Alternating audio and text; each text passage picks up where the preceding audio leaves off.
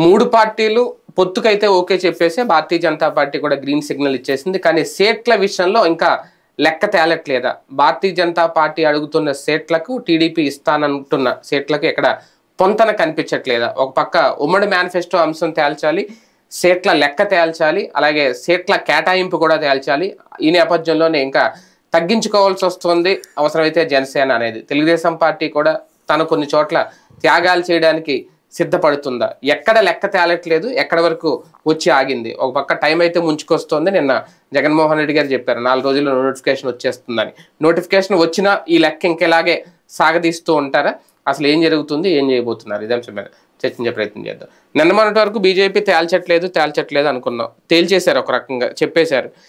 కానీ అక్కడ ఫిక్స్ చేసుకుని వచ్చి వీళ్ళు తర్జన పడుతున్నారా, లేదంటే రాష్ట్ర నాయకత్వానికి హైకమాండ్ వదిలేసిందా? మీ ఇష్టం, ఎన్ని కావాలో మీరు తేల్చుకోండి, ఎక్కడెక్కడ కావాలో మీరు తేల్చుకొని నాకు ఫైనల్ చేయండి అని అన్న వీళ్ళకి వదిలేసిందా? అందుక ఈ తర్జన ఇంకెన్ని రోజులు గ్యాప్? అది చంద్రబాబు గొప్పతనం మూలంగా జరిగింది. చంద్రబాబు మంచి బార్గెయినర్, ఎవరితోనైనా బేరాలు ఆడటంలో మంచి ఎక్స్పర్ట్ ఆయన.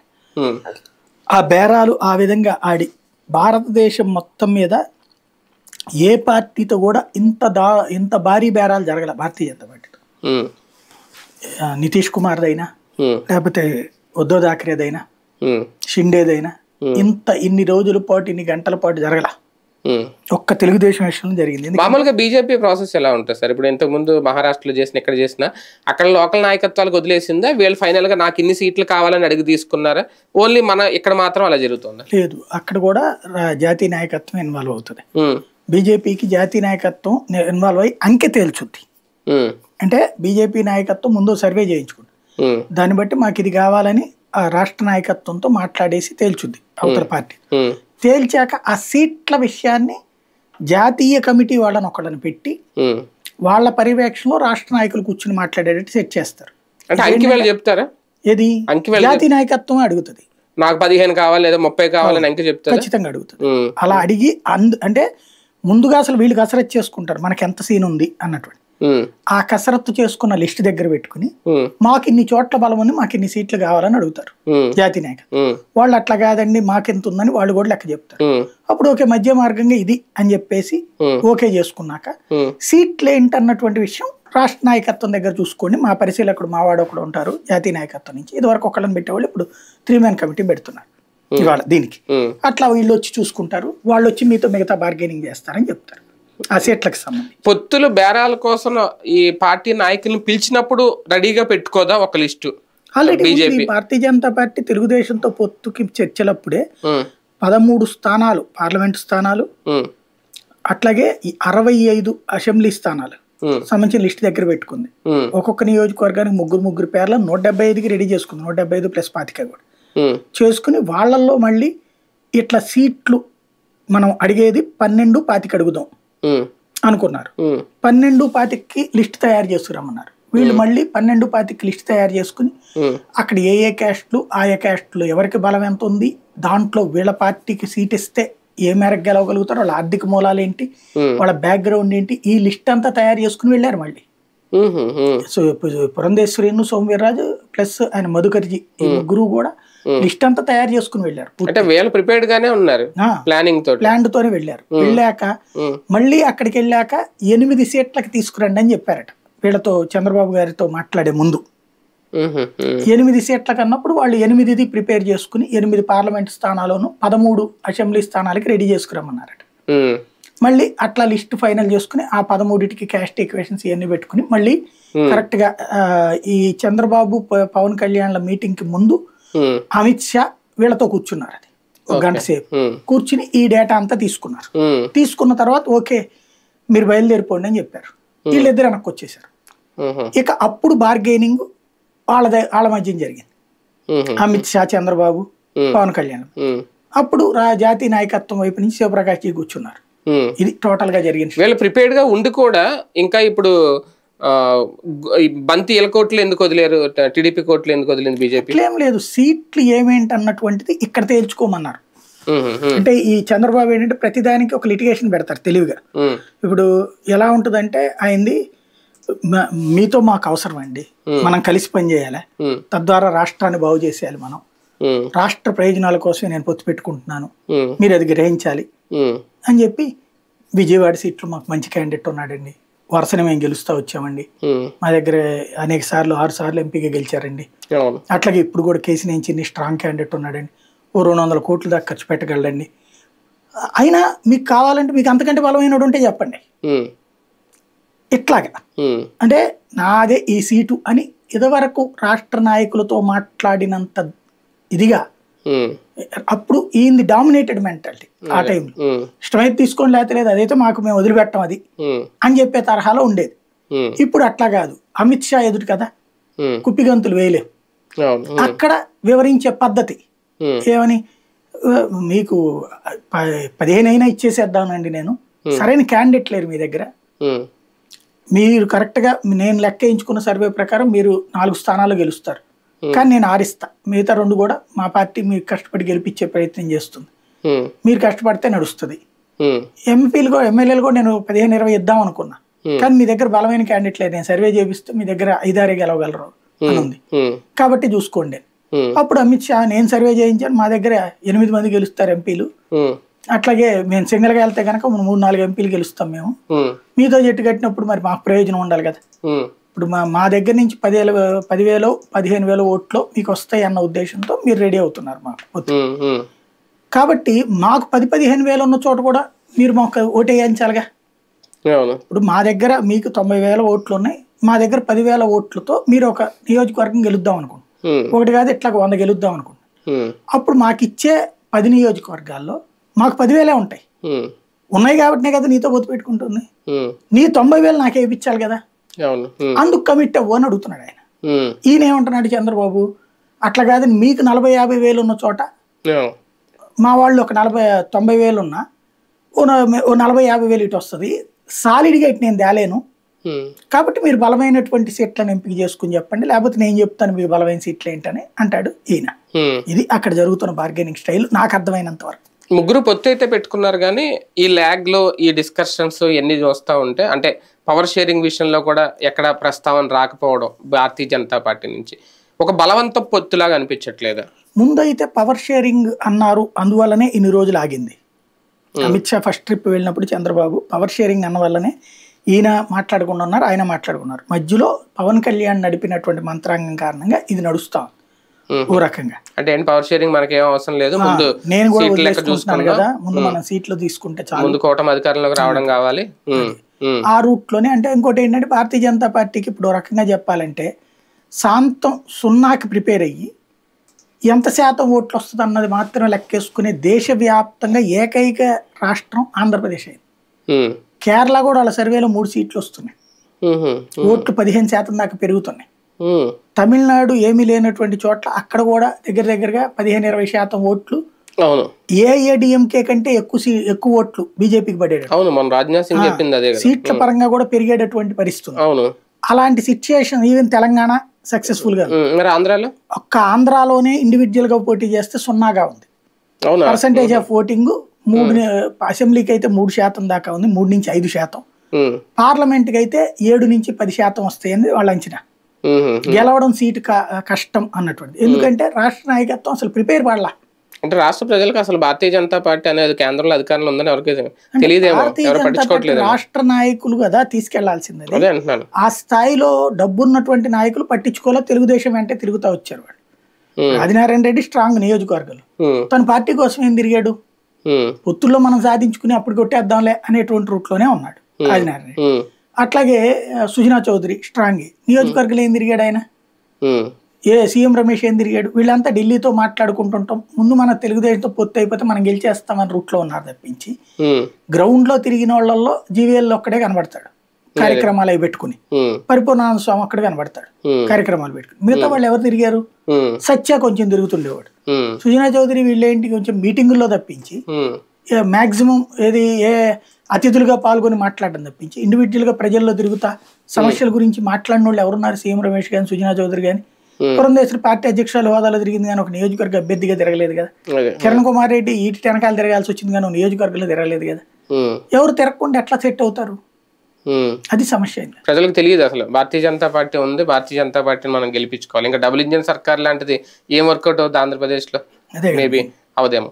సీట్ల పంపకాల విషయంలో బాబు గారి చేతుల్లో ఇప్పుడు ఫైనల్ తేల్చాల్సింది ఆయనేనా, లేదు ముగ్గురు కూర్చుని ఇప్పుడు 3-man కమిటీ ఏదో అన్నారు కదా, అందులో తేల్చేస్తారా సీట్ల గురించి?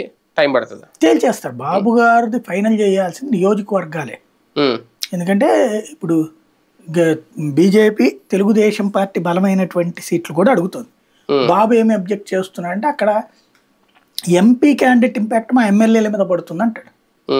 వీళ్ళు ఏమంటారంటే మా ఎంపీ క్యాండిడేట్ మీద మీ ఎమ్మెల్యేల ఇంపాక్ట్ పడుతుంది కదా అంటాడు. కాబట్టి ఎంపీ ఎమ్మెల్యే క్యాండిడేట్లు కలిసి పనిచేయాల్సిందే, అట్లాగే ఇది గెలిపించాల్సిందే. మీరు ఎమ్మెల్యేల వరకు గెలుచుకుని ఎంపీలను ఓడగొడతామంటే కుదరదు కదా అంటారు. అట్లయితే ఈ సీట్లను కొన్ని మీరు వదిలేయండి అని చెప్తారు. ఈయన ఈ సీట్లలో బీజేపీ అంటే అసలు ఓటేయరు అని చెప్తుంటారు. అవన్నీ లెక్కలు చూసుకుని ఇప్పుడు వాళ్ళు ఖచ్చితంగా వచ్చినటువంటిది గజేంద్ర సింగ్ షెకావత్ అంటే కాస్త చంద్రబాబు అంటే పాజిటివ్గా ఉండే మనిషి.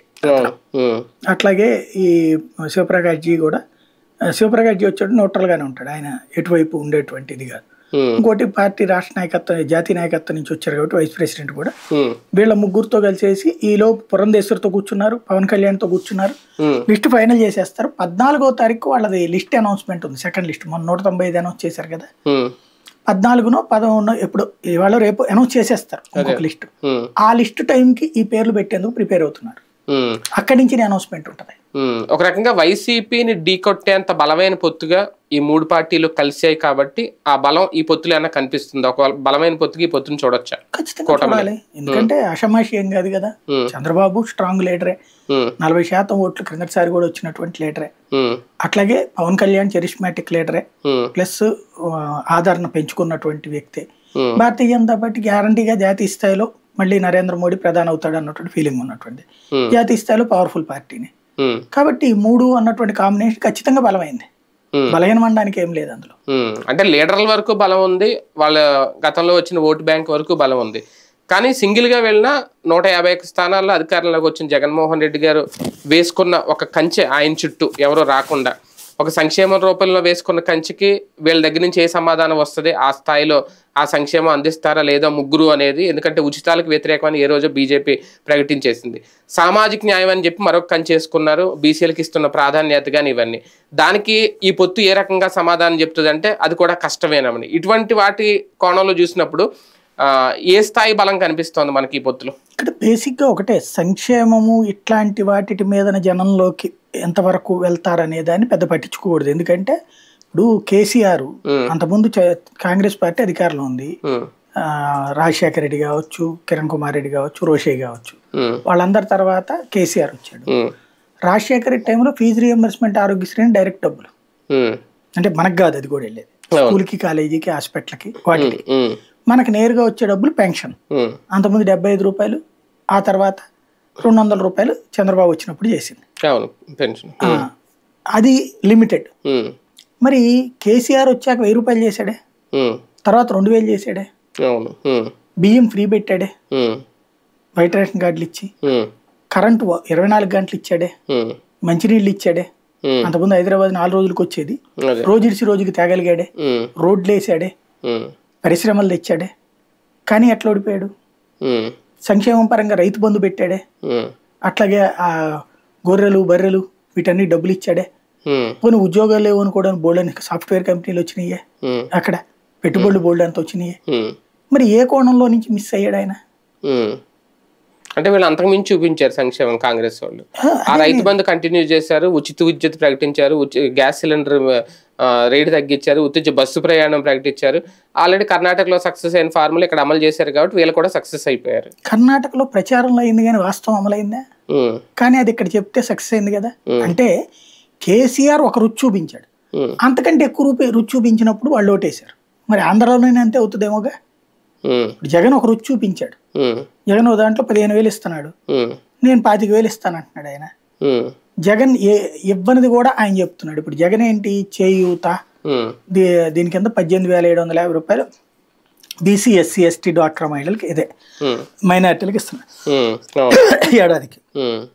అదే సందర్భంలో ఇటు పక్కన కాపు నేస్తామని ఇస్తున్నాడు. అట్లాగే ఈ మధ్యనే ఈబీసీ నేస్తామని కూడా పెట్టాడు కదా, తద్వారా డబ్బులు ఇస్తున్నాడు. వాళ్ళందరికీ కూడా ఇన్ని వేలు ఇస్తున్నాడు. ఇప్పుడు అసలు పాయింట్ వైసీపీ ఈ రోజు వరకు క్యాచ్ చేయలేదు, జనంలోకి తీసుకెళ్ళాల. చంద్రబాబు నాయుడు ఏమంటున్నారు, నేను వస్తే ప్రతి ఇంట్లో ప్రతి మహిళకి 1500 ఇస్తానంటున్నాడు. 1500 ఇంటూ 12 ఎంత పడుతుంది? 18,500 కదా. అది ఆల్రెడీ జగన్ ఇస్తున్నాడుగా. అంటే రేపు ఈ పథకం కూడా ఇచ్చి నువ్వు అది ఇస్తావా? అది వేరు ఇది వేరా అంటే అదొక్కటే ఇస్తావా? ఇది ఇవ్వకుండా ఇది అడగగలిగిందా వైసీపీ ఎక్కడన్నా? 12,500 ఇప్పుడు చంద్రబాబు చెప్తున్నది 12 నెలలు 12,1500 18,500 ఇంట్లో ఎంతమంది మహిళలు ఉంటే అంతమందికి అంటున్నాడు. అది కూడా 18 ఏళ్ల నుంచి 60 ఏళ్ల దాకా పెన్షన్. అది వేరు, మళ్ళీ అది సామాజిక పింఛన్ లోకి వస్తుంది. అది కాబట్టి అది ఎంత ఇస్తావు? అప్పుడు ఈ ఉంచుతావా లేదా? ఇప్పుడు చేయూత, తర్వాత పెన్షన్, ఇప్పుడు వృద్ధాప్య పెన్షన్ వస్తుంది, చేయూత వస్తుంది, ఒంటరి మహిళ పెన్షన్ వస్తుంది, ఇవి ఉన్నాయి కాబట్టి అది ఇవ్వరు కదా. ఇప్పుడు ఇంటికి ఓ పెన్షనే. చంద్రబాబు ఉన్నప్పుడు అదే గది చేసింది, జగన్ వచ్చాక కూడా అదే గది చేసింది. మరి ఇప్పుడు పెన్షన్ ఉన్నప్పుడు ఇది ఇచ్చేటప్పుడు అది ఇవ్వడు కదా. బేసిక్ గా ఆ పథకాలు ఇవ్వడుగాక ఇది అది ఎట్టా కుదురుద్ది? కాబట్టి అది ఒక కోణం. కానీ ఇక్కడ 18,500 ఇంటి మొత్తానికి ఒకళ్ళకి వస్తుంది కదా.